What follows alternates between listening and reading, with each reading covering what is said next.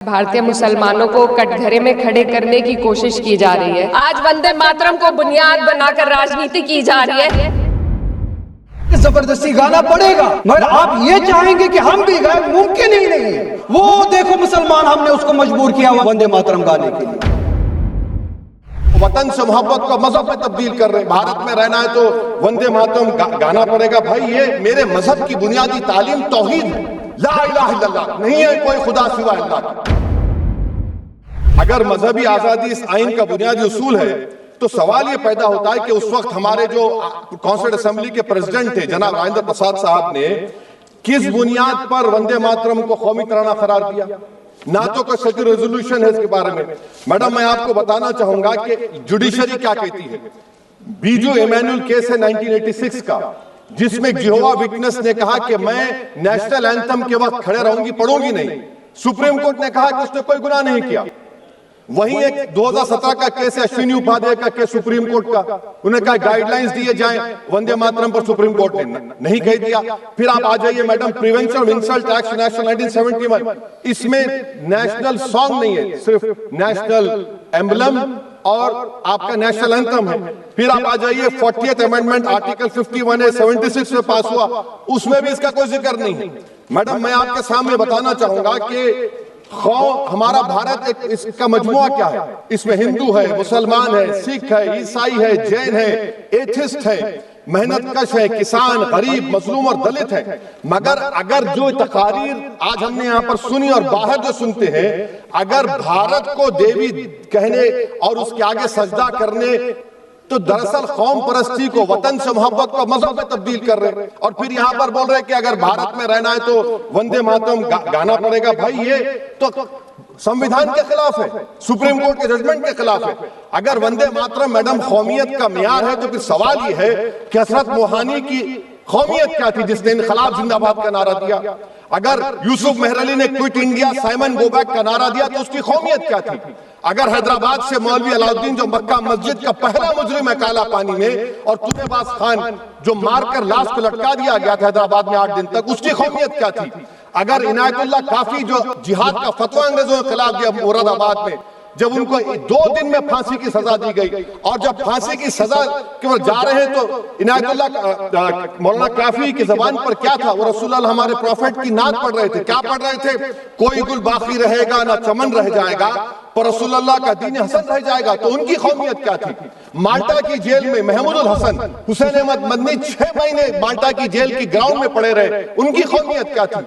अल्लामा फजल खैराबादी का वो सल काला पानी का पुकार कर इनसे पूछ रहा है, जो वहीं पर मर गए, खबर वहां पर है, बताओ मेरी कौमियत क्या थी? मैडम, मैं एक मुसलमान हूं, मैं इस्लाम को मानने वाला बावकार इंसान हूं, और मेरे मजहब की बुनियादी तालीम तौहीद है, ला इलाहा इल्लल्लाह, नहीं है कोई खुदा सिवा अल्लाह का। और कुरान में अल्लाह क्या वरा इय्याका नाबुदु इय्याका नस्तईन, तुम मेरी इबादत करो, मुझे मानो। मुझे कहां से मिल रहा? आर्टिकल 25 से मिल रहा है। मुझे कहां से मिल रहा है? Liberty of thought, expression, belief, faith and worship से मिल रहा है। तो इसको जोड़ना ये बहुत ही खतरनाक होगा। और हमारे प्रॉफेट मोहम्मद सल्लल्लाहु अलैहि वसल्लम जब मदीने को गए तो उन्होंने उस वतन के लिए दुआ की, कहा कि अल्लाह मदीने की मोहब्बत हमारे दिलों में और इजाफा कर दे, मक्के से ज्यादा कर दे। तो ये इस्लाम मुसलमान होना, हमारे ईमान में मुल्क की मोहब्बत बीच में नहीं आती, और मुल्क से मोहब्बत है और रहेगी हमेशा। मेरी इटर्नल आइडेंटिटी, मेरी मजहबी आइडेंटिटी, मेरे मजहब के अकायद मेरे साथ चलेंगे जिस तरह इनके साथ चले जाएंगे, वो इटर्नल आइडेंटिटी है। और जब ये क्लैश सामने आता है तब हमें कॉन्स्टिट्यूशन ही ये आजादी देता है कि आपकी रिलीजियस फंडामेंटल जो फ्रीडम है, आप उस रिलीजियस फ्रीडम को इस मुल्क में कॉन्स्टिट्यूशन के हवाले से उस रिलीजियस फ्रीडम को एक्सरसाइज कर सकते हैं। और वंदे मातरम का जब मसला पेश आता है, जब यह कहा जाता है कि आपको ये जबरदस्ती गाना पड़ेगा, हम तब ये कहते हैं कि आप गाए, हम एहतराम देते हैं। नेशनल सॉन्ग है, हम उसका भी एहतराम करते हैं, उसमें 2 राय नहीं है। आप गाए, हम एहतराम के लिए खड़े हो जाएंगे। मगर आप ये चाहेंगे कि हम भी गाए, मुमकिन ही नहीं है, हो ही नहीं सकता है। आप चाहेंगे, अब सब्र करो। सुबह से इतने लोग बोलते आ रहे हैं,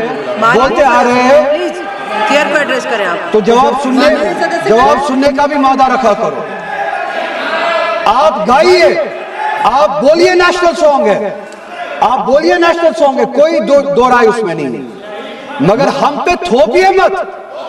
कॉन्स्टिट्यूशन इस चीज की हमें आजादी देता है, और आप खुद कहते हैं कि वंदे मातरम गाने की ईजाद ही आजादी के लिए हुआ बेशक हो। आजादी किस चीज के लिए? आजादी इस चीज के लिए, हिंदू के हिंदू होने की आजादी, और इसी तरह से मुसलमान के मुसलमान होने की आजादी, सिख के सिख होने की आजादी, और वो आजादी आप मुझसे छीन नहीं सकते, किसी भी नाम पे नहीं छीन सकते, किसी भी दबाव में नहीं छीन सकते, किसी भी सिख से उसके मजहब की आजादी नहीं छीन सकते, किसी भी हिंदू से उसकी मजहब की आजादी नहीं छीन सकते, और किसी भी मुसलमान से उसके मुसलमान होने की आजादी नहीं छीन सकते। कोई भी दबाव मुझे मजबूर नहीं कर सकता है। आप गाइए और हमें वो आजादी दे दीजिए। और ये डिबेट सिर्फ और सिर्फ इसलिए हो रहा है, सिर्फ और सिर्फ इसलिए हो रहा है कि जब हिंदुस्तान का हिंदू हो, मुसलमान हो, सिख हो, इनसे पीने के लिए साफ पानी मांगे, सांस लेने के लिए साफ हवा मांगे, रोजगार मांगे, जब इनसे महंगाई के खिलाफ, महंगाई के बारे में जवाब मांगे, जब इनसे रोजगार मांगे, तब ये सिर्फ ये बोल सके कि रोजगार के बारे में बात मत करो। वो देखो मुसलमान, हमने उसको मजबूर किया वंदे मातरम गाने के लिए। वो देखो मुसलमान, हमने उसकी मजहबी आजादी को खत्म किया।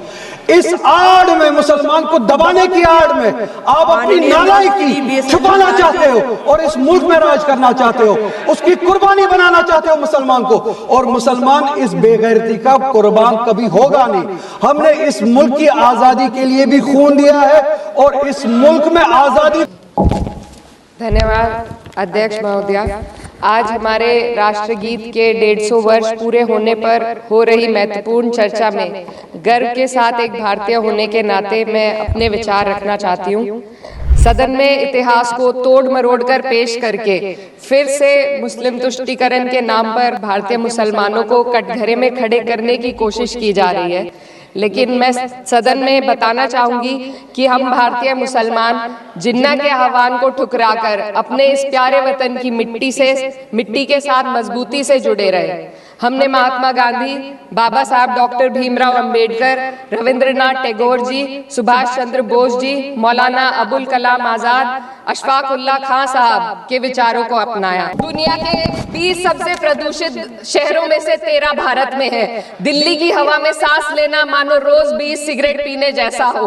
भारत हर साल सर्दियों में जहरीली हवा के प्रकोप में घिर जाता है। AQI गंभीर स्तर पर आ जाता है। ठंडी हवा का सपना अब गैस चेंबर की हकीकत बन चुका है। हम वो देश हैं जहां सरकार प्रकृति पर बने गीत का मान मर्दन तो करती है, पर उसी प्रकृति, जंगल, हवा, पेड़ को बचाने वाले कानूनों को धीरे धीरे खुद ही खत्म कर रही है। ये है आज के हमारे मलयज शीतलम की अफसोसजनक सच्चाई। अगर हम हवा को साफ नहीं कर पाए तो न सुजलाम बचेगा न सुफलाम बचेगा। माननीय अध्यक्ष महोदया, सस्य सांगलम का अर्थ है ऐसा देश जहां उपजाऊ जमीन हो, जहां खेत फसल से भरे हो और किसान कर्ज और निराशा में न डूबा हो। आज किसान सिर्फ मौसम से नहीं लड़ रहा, वह प्रदूषण, नीतियों की बेरुखी और सिस्टम की नाइंसाफी से लड़ रहा है। एक तरफ कॉर्पोरेट के लोन माफ होते हैं, दूसरी तरफ किसान को उसकी वाजिब MSP भी नहीं मिल पाती है। आप ग्लोबल सुपर पावर बनने की बात करते हैं, लेकिन हमारी पर कैपिटा इनकम दुनिया में 136वें नंबर पर है। हम अपने छोटे पड़ोसी देश से भी पीछे हैं। हमारे लोग $2,500 तक भी नहीं कमा पा रहे एक साल में, और जिन अरबपतियों की ये रक्षा करते हैं वो इतना पैसा एक सेकंड में कमा लेते हैं। आज वंदे मातरम को बुनियाद बनाकर राजनीति की जा रही है, लेकिन जमीन पर जंगल पूंजीपतियों को सौंपी जा रही है। आदिवासियों को उनके घरों से उजाड़ा जा रहा है। मातरम में जो मात्रा माता है वे सिर्फ मातृभूमि की वंदना नहीं, वे इस धरती की हर नारी, वे इस देश की हर बेटी, हर महिला के सम्मान की बात भी करता है। लेकिन आंकड़े अगर आप देखेंगे, NCRB की हाल की रिपोर्ट के अनुसार देश में हर वर्ष लगभग 30,000 से अधिक बलात्कार हो रहे हैं। यानी एक दिन में 80 से अधिक महिलाएं यौन हिंसा का शिकार होती हैं, और ये सिर्फ दर्ज मामले हैं। जब जम्मू कश्मीर की एक बच्ची हिंसक अत्याचार का शिकार होती है, जब सत्ता से जुड़े लोगों पर आरोप लगते हैं और कार्रवाई वर्षों लटक जाती है, जब उन्नाव की पीड़िता लखनऊ के दरबार में इंसाफ को लेकर अपनी जान देने पर आमादा होती है, जब बिल्किस बानो के अपराधियों का सरकार के लोग द्वारा स्वागत किया जाता है, तो ये घटनाएं वंदे मातरम की आत्मा पर चोट पहुंचाती है।